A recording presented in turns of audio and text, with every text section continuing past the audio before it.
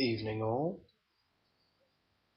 Today I will be doing a very prominent book written by a Rebecca Louise Povey. It is called Crimson Blood and I shall be reading chapters 1 and 2. Okay? Enjoy. Death is easy, simple, and depending on how, it's painless. I look into the eyes of my sweet lover and watch with numb contentment as the bloodlust fills them. "Lily!" my dad called from downstairs. I moaned as I rolled out of bed, scratching my eyes, scratching my head, and rubbing the sleep out my eyes. Oh, it was such a wonderful day. "It's time for school." Okay, I yelled back at my dad. I walked a little unsteadily towards my full-length mirror and peered at the groggy-looking 16-year-old peering back. I grabbed my brush and got to tamming my mop of blonde hair that hated to be tamed in any sort of way. Bored of the silence, I flicked on my radio. Poison by Alice Cooper. Ah, such a wonderful song.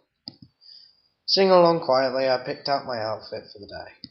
I liked it now when we have exams, because we can wear what we want instead of the uniform. Ugh, the uniform. I picked out a dark denim skirt with a bright red top to go. "Breakfast!" my dad called up again. "Come and get it." "Okie dokie," I shouted as I slipped into my red slip-on shoes and stumbled out my bedroom door. I've always been a little disorientated when I've just woke up. The smell of pancakes filled my nose, and I ran downstairs in excitement. I rushed into the kitchen, making me dad jump. Whee! He was wearing the pink frilly apron I had bought him for Christmas as a joke, and almost slipping on the laminate flooring. "Oh goody, pancakes!" I sang and gave me dad a huge hug as he served my lot of them. "What exams you got today then, Bab?" he asked, waiting for the sugar.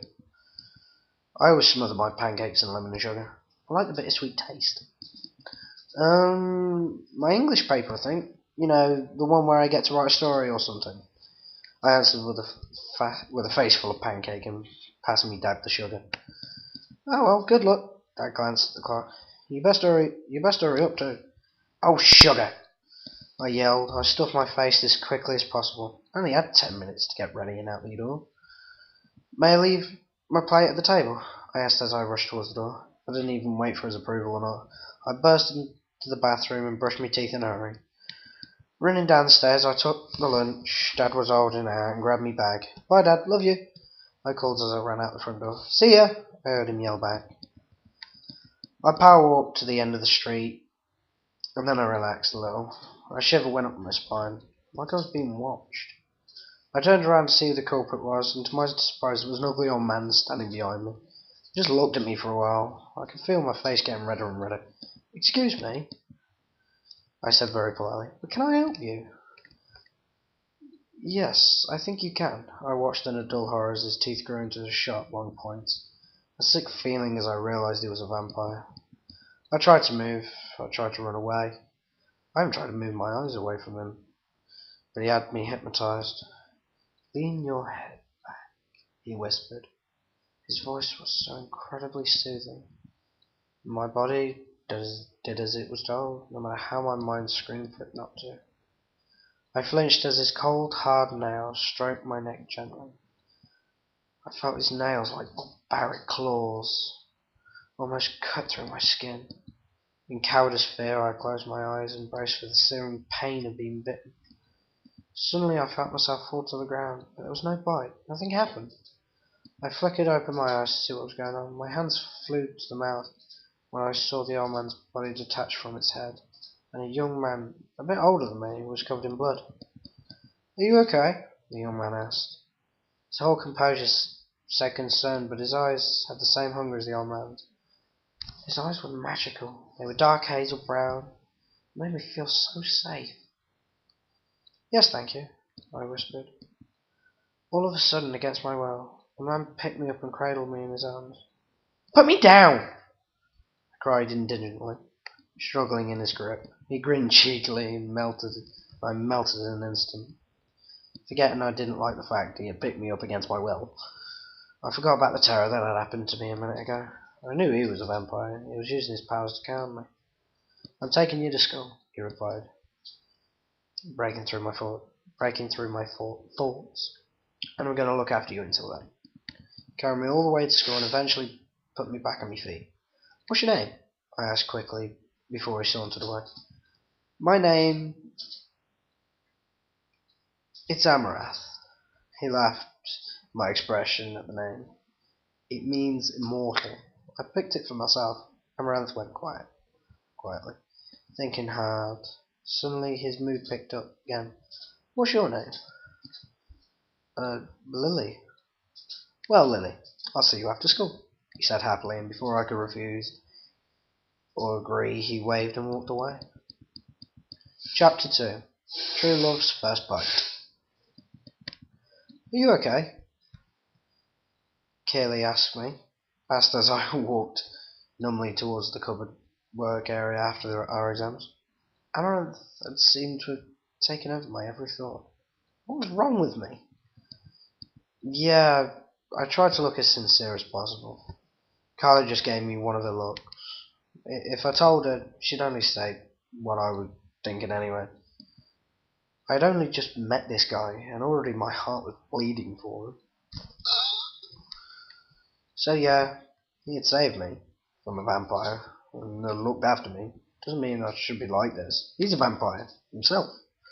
Am I supposed to be evil and cruel? My heart felt heavy, and I couldn't concentrate properly. I noticed a figure watching me. With a jolt of fear and happiness, I saw it was Amaranth. He smiled and I swooned suddenly. I never felt the ground come into contact with my head. I let the contented darkness take over. Lily!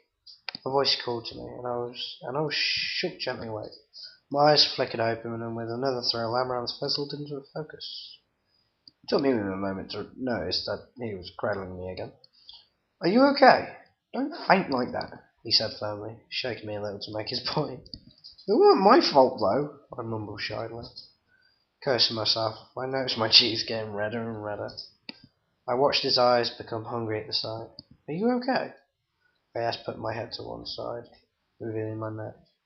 I remembered what he was and immediately tried to upright my head. He drew me closer like he was going to kiss me on the neck. I shivered slightly as I felt his tongue tickle over one of my veins. Horror started to sink in as I heard his heavy breathing. Get off! Please! I pleaded pathetically. What could I do against a vampire?